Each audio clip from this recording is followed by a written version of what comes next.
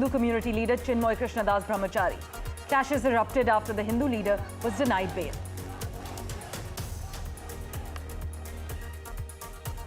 China is likely to launch military drills in the coming days near Taiwan, using President Lai Ching-te's upcoming trip to the Pacific and scheduled U.S. transit as a pretext, according to assessments by Taiwan and regional security officials.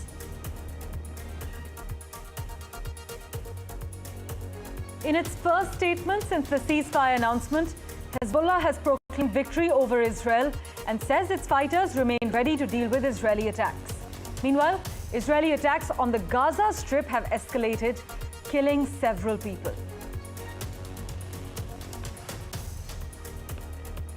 US President-elect Donald Trump named retired General Keith Kellogg to serve as his special envoy for Ukraine and Russia.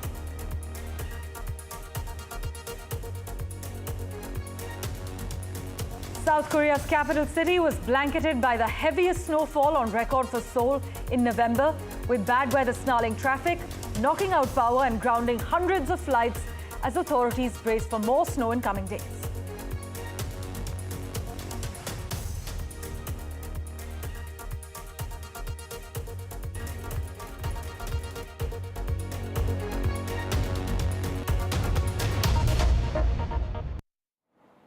Well, a big focus: at least 30 individuals have been detained in Chattogram for their alleged role in the killing of lawyer Saiful Islam and attacking law enforcement during protests over the arrest of Hindu community leader Chinmoy Krishnadas Brahmachari in Bangladesh.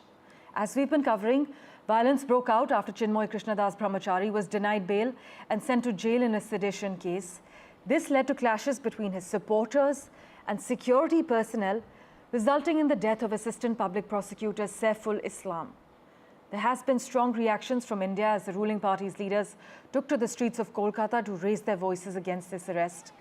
Meanwhile, an influential Indian-American organization, the Foundation for India and Indian Diaspora Studies, has urged President Biden in the United States and President-elect Donald Trump to call on the government of Bangladesh to protect the minority Hindu community in the country. My colleague Saurabh Gupta has been tracking the latest developments for us. He joins us with a quick update at the moment. Saurabh, on home ground, while the Trinamool Congress and the BJP may bicker over what's happening in the neighborhood in Bangladesh, both actually agree that the current situation is absolutely unacceptable? Absolutely, and that's something that both these parties have made it clear in terms of, the comments we heard yesterday from both Abhishek Banerjee and, of course,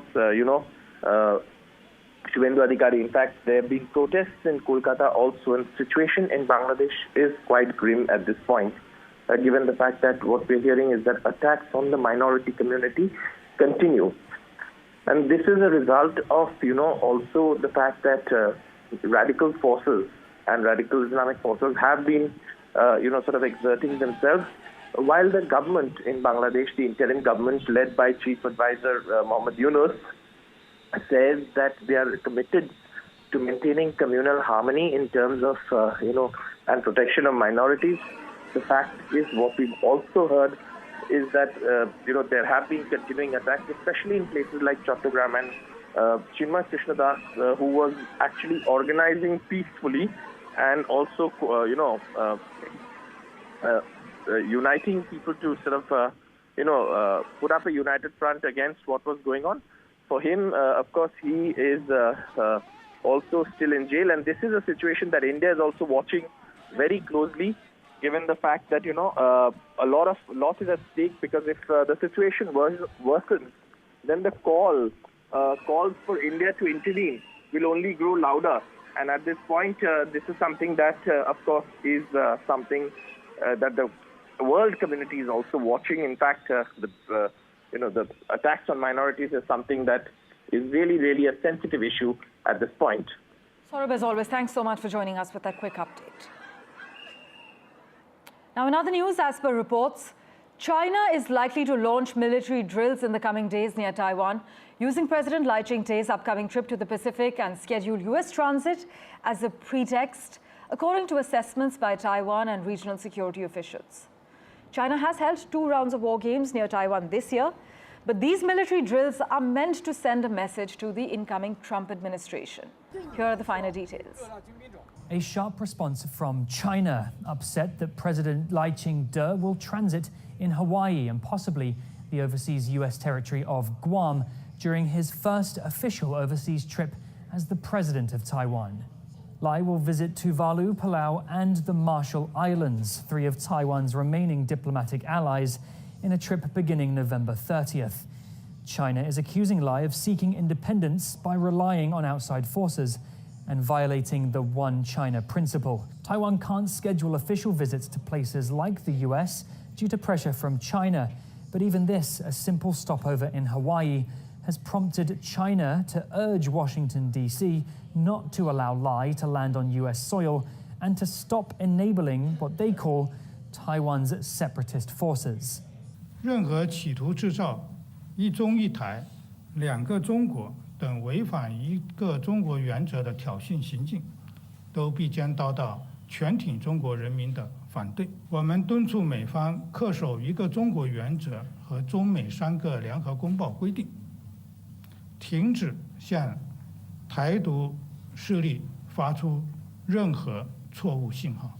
A group of US Congress members have sent an official letter to US President Joe Biden and Secretary of State Antony Blinken, requesting they allow Lai's transit and even that they actively meet with him during his transit in Hawaii.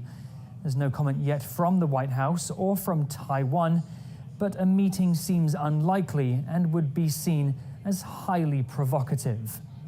Taiwan's and regional security officials are already anticipating that China's likely to carry out some large-scale military exercises around Taiwan to coincide with Lai's overseas trip to the Pacific. Chris Ma, John Su and Rees in Taipei for Taiwan Plus. Let's turn our attention now to the other big story we're tracking. A ceasefire between Israel and the Lebanese militant group Hezbollah that began on Wednesday appears to be holding as we speak, as residents in cars heaped with belongings streamed back towards southern Lebanon despite warnings from Israeli and Lebanese troops that they stay away from certain areas. Meanwhile, Israeli attacks on the Gaza Strip have escalated, killing several people. Israel has also informed the International Criminal Court that it will appeal against arrest warrants for Prime Minister Benjamin Netanyahu and his former Defense Minister Yoav Gallant over their conduct in the Gaza war. Here are the details. An uneasy calm prevails over Lebanon after more than 2 months of intense bombings and killings.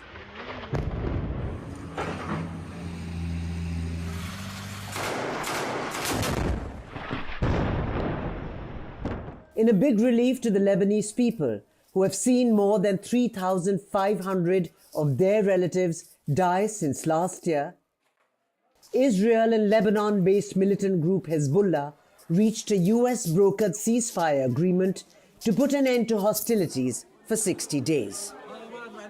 Displaced Lebanese families celebrated ahead of the possible announcement of a ceasefire, breathing a collective sigh of relief.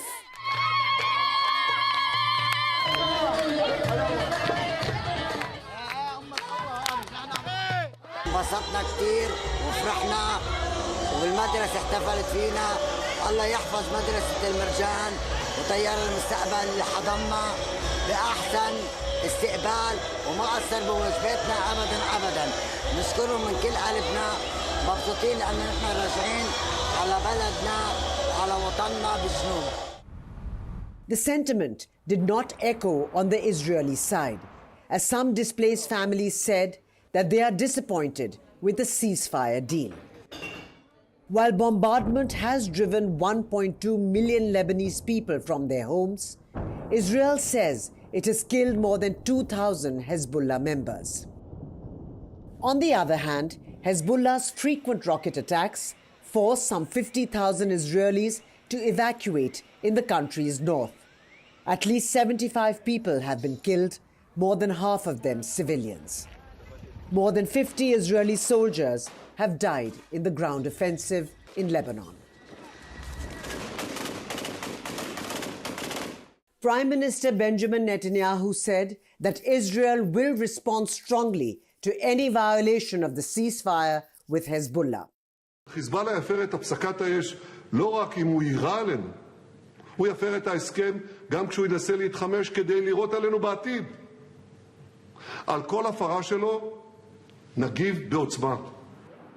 As the sides came to terms to pause fighting, US President Joe Biden termed the ceasefire as good news and warned against violation of the truce deal.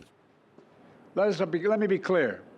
If Hezbollah or anyone else breaks the deal and poses a direct threat to Israel, then Israel retains the right to self-defense consistent with international law, just like any country when facing a terrorist group pledged to that country's destruction. Israeli troops began a land invasion of Lebanon almost 2 months ago, after almost a year of rocket attacks from Hezbollah. While the ceasefire deal signals an end to a brutal conflict in West Asia, the region remains on edge as the Israel-Hamas war is far from over, and Tehran's tensions with Israel continue to boil from time to time. With Vishal Vivek, Bureau Report, NDTV World. By the way, before leaving the White House in January, US President Joe Biden is ensuring that Ukraine government is bolstered with a weapons package, wait for it, to the tune of $725 million, according to Reuters, which has quoted 2 US officials. The United States is planning to provide a number of weaponries, including anti-tank weapons from its stocks to harm Russia's military, which has been advancing, and landmines, drones, ammunition for high mobility artillery rocket systems, as per this report.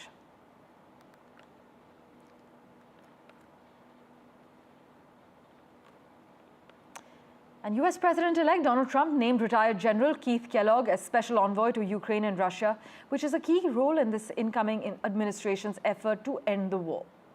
The pick was met with cautious optimism from Ukraine and its allies, with one European official actually saying on record, "Thank God, not the worst option." Now, Mr. Kellogg is an 80-year-old retired Army Lieutenant General who has long been Trump's top advisor on defense issues, and he has previously advocated for arming Ukraine only if Kyiv enters peace talks with Russia, and for pushing the Kremlin to the table by threatening to ramp up support for Kyiv.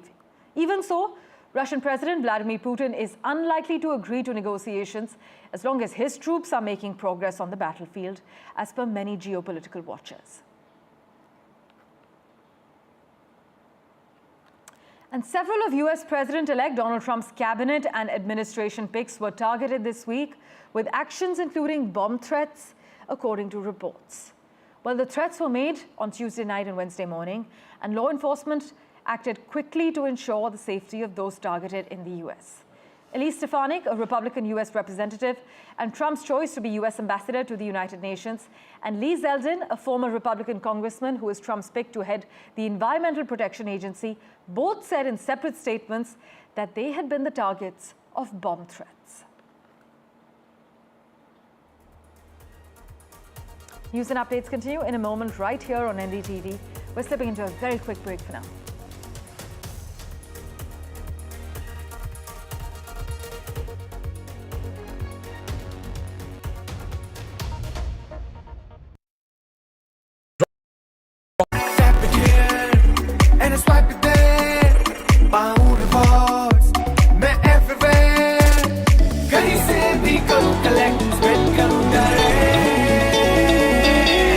Download any single ID partner app, link your card and earn reward with top brand. Get it free with single ID.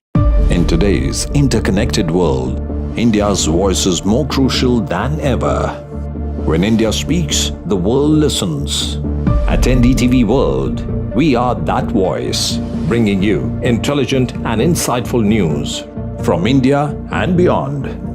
From geopolitics and diplomacy to economic shifts, migrations, tech disruptions, and the stories of our diaspora. We cover the news that shapes our global future. NDTV World, your new home for global news, is here. I now request the Honorable Prime Minister to launch NDTV World and address the summit. It was the grand launch of NDTV World by Prime Minister Narendra Modi. NDTV World.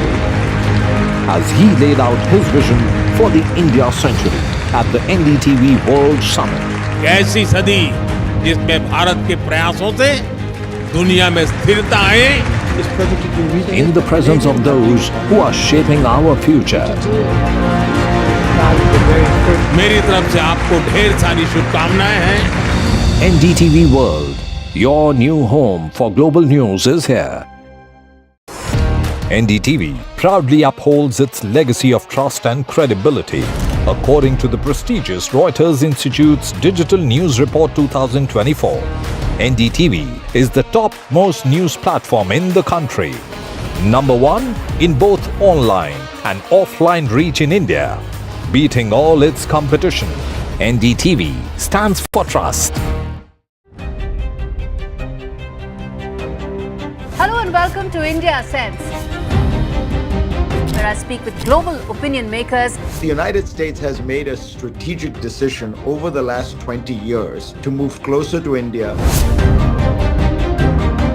A $7 trillion economy seems a perfectly conceivable number. If you want to be a national party, it's that you sort of accept the way the world is rather than want to endlessly hark back to how it was. Modi is promoting the digitization of the economy, which is accelerating growth in the country. New day, new show, a new experience. Start your day with the news, not views. We bring you stories that matter and impact your lives. News that informs and keeps you ahead. From Maximum City, Mumbai, to the seat of governance, Delhi, NDTV brings to you the best breakfast show. The breakfast show only on NDTV 24/7 every morning at 8 a.m. It's a web of frauds, calls, luring emails, threatening messages.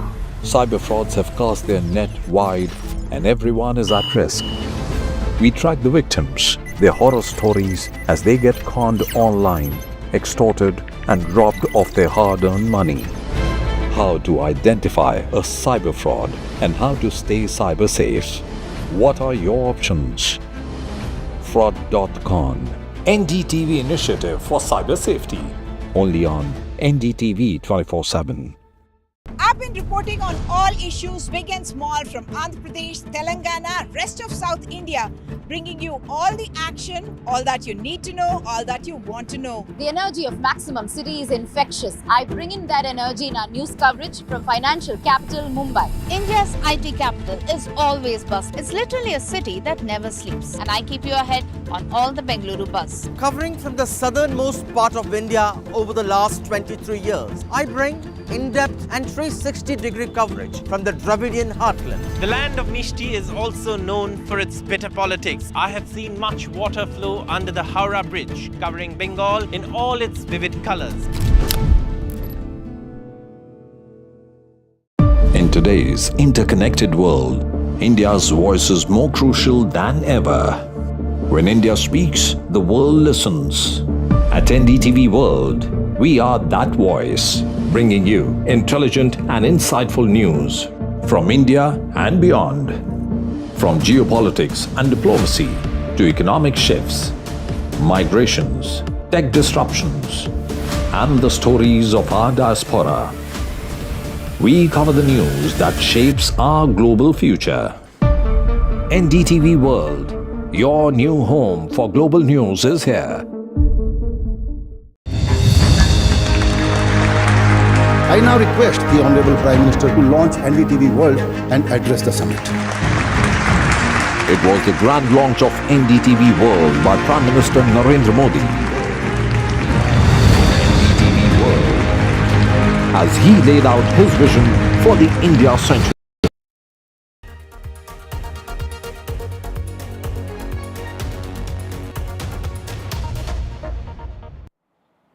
Welcome back. Let's get you a quick update from South Korea now. Seoul has recorded its heaviest November snowfall since records began. That's over a century ago in 1907. The South Korean capital was covered with at least 16 centimeters of snow, beating the city's previous record of 12.4 centimeters. That's from November 1972. This has caused significant disruption across the country, with local media reporting that flights had been grounded, roads closed, and that there were delays to transport services as well.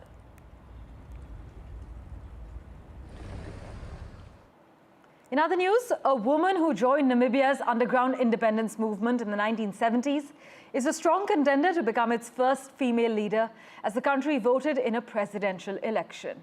Here are the details.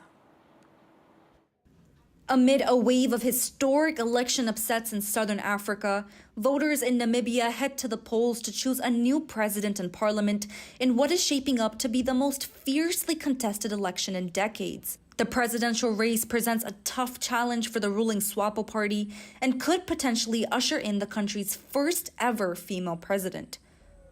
Netumbo Nandi-Ndaitwah, who joined Namibia's independence movement in the 1970s, emerges as a strong contender. Currently the vice president, she is the SWAPO party's presidential candidate and is in the lead after the results of special early voting. However, the ruling SWAPO party, which has held the presidency for 34 years since Namibia's independence, faces rising frustration from voters, particularly over high unemployment and economic struggles, issues that are hitting the country's youth the hardest. I'm proud to have a mentality of liberation, because having liberated the people of Namibia politically, I'm now ready to liberate them economically.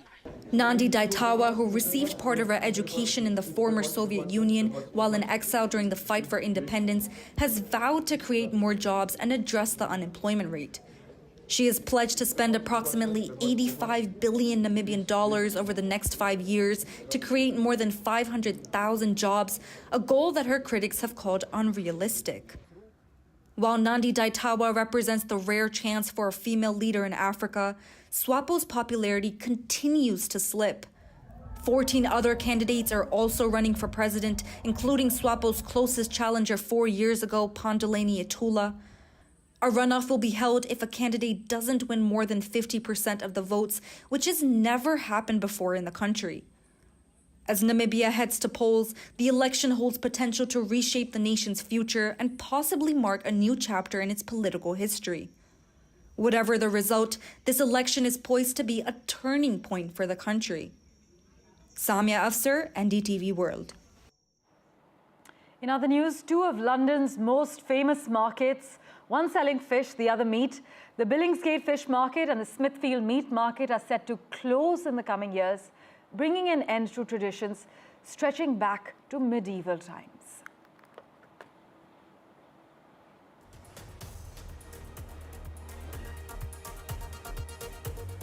Thank you for investing your time and watching this edition of The World 24/7. As always, we'll keep tracking the latest updates for you. Do stay tuned.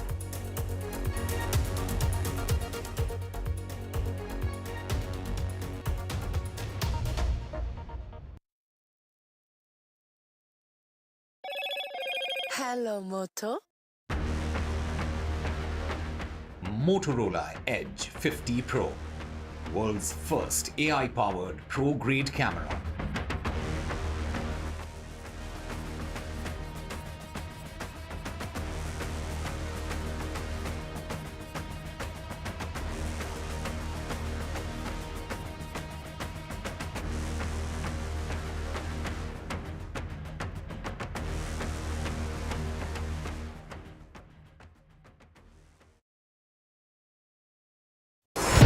NDTV